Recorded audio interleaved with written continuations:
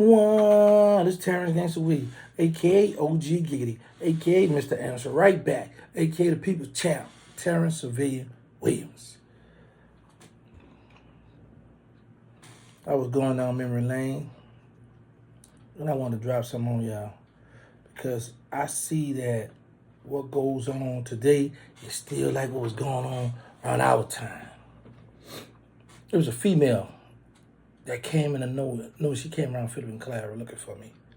I spoke about her before. And one day she was in the Mac, she come in the Mac knew about me. It had started raining. While we was in my room, because my mother had a 2-bedroom apartment. My brother Chris was in jail at the time. I hadn't talked about my brother Shelly into moving back around by his grandma, so me and moms and that thing. But Chris and my brother would come back in the project back and forth. But her and I was in a room. I had the 2 twin beds in that joint. Nice. I had my little project rooms. I had the thing laid out. And I had the little polos, curtains, the blankets, and all of those stuff. Yeah, I had my thing, and I had wound up putting, because I had painted my room black and white. I wound up putting some black and white towel on the floor. Well, anyway, this girl was like, you know how y'all be saying now, how many body counts you have? Like, she was the truth. Like, she was like, whatever she seen, she wanted, she gonna pull up on and let you know, look, I'm trying to see you. Anyway, so her and I in the room, and we just kicking it. I wasn't in no rush to jump into nothing because I had all night, all day into the night. I get a phone call from Blabber.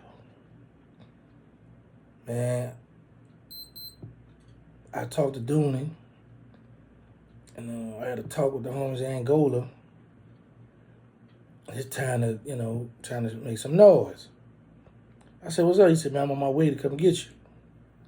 But mind you, Blabber don't like to drive. Blabber always got a little youngster driving for him, so he would get some of the youngsters from downtown. I'm just going to say that.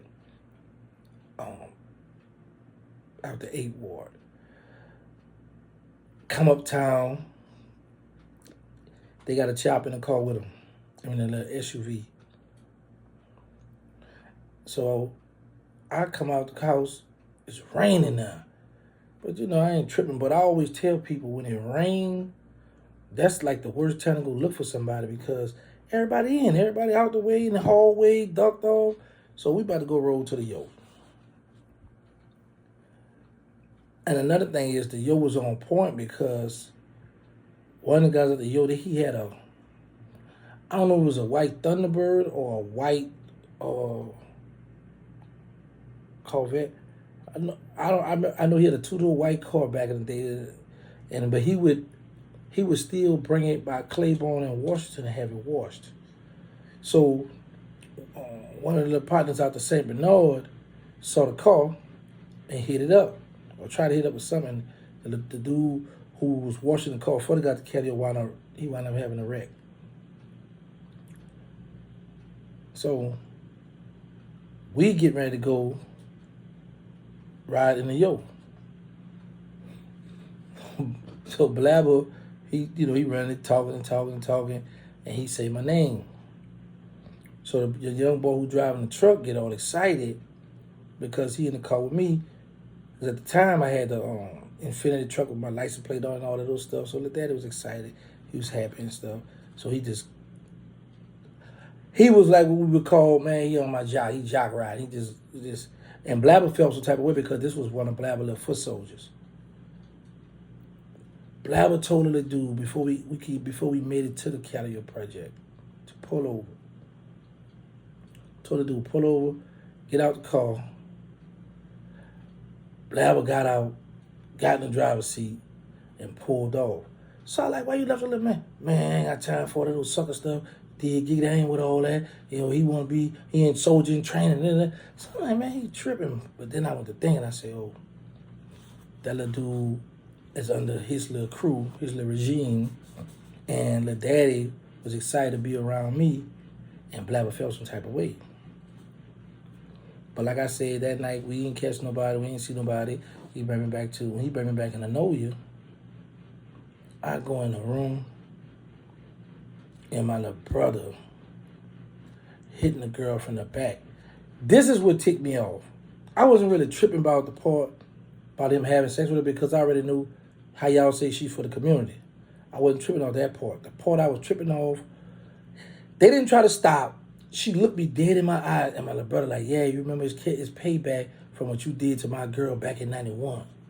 I'm like, boy, this is like 97 somewhere now. Boy, you worrying about something happened way back then. But like I say, I wasn't tripping. And the thing about it, he was still in stroke looking at me and she looking at me. It's like, yeah, you shouldn't have left. And, right there in my mind, I was like, man, I underestimated my little brother. Because I always thought he was a little good square. He had a little crew. We used to call him the Pretty Boy crew. Him, Charlie, Sugar Man, and Terran. I know one of them deceased. I don't know if it was out of Sugar Man or Terran. I think. I'm not sure. Yeah, one of them did get hit up. I think that's the one went to the feds. But anyway, so I was sitting back here and I just be looking at what's going on now. The difference is, like I say, from now and back in the days, social media. And social media is allowing us to put all the business out. And I'd be like, man, I wonder if we had social media back then where we had been wild and reckless like this. And I just be like, man, it's a blessing we didn't, because you got a lot of people that be stunting and like to do their thing. And man, if social media was back then, I think the body count would have been up, because everybody exposing where they at, what they doing, and then they putting it on the net, who they messing with, and who they had sex with, and then they like to film. Now, we was recording back in the day. Now, we did do that. We did them the VH1. We had them the VCR. Now, we did have that. I ain't gonna lie, but we had that. But the way they wildin' now is just totally different now. And I've learned that when you got somebody with you, for number one, you always let the person know, listen, don't be asking a lot of questions. Don't do too much talking. If you see somebody, you see something you like, just hold your composure. Just be cool and just let's get the job done. Because you jumping out there can upset the person that brought you there, and that person might bring you bodily harm or do something to you just because they feel like, well, you came in, you sweating this dude, you sweating him, you jocking him, and you supposed to be my little partner.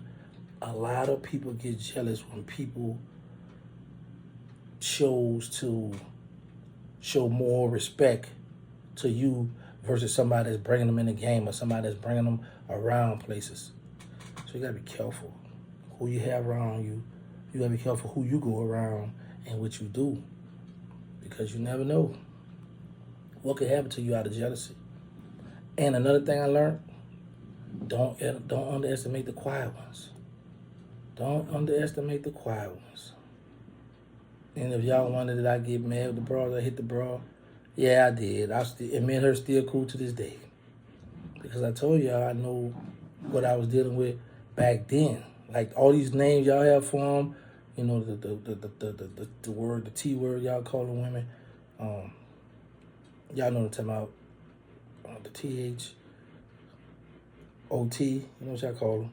I said I wasn't calling a woman that no more. I thought that was, I didn't know it was that bad.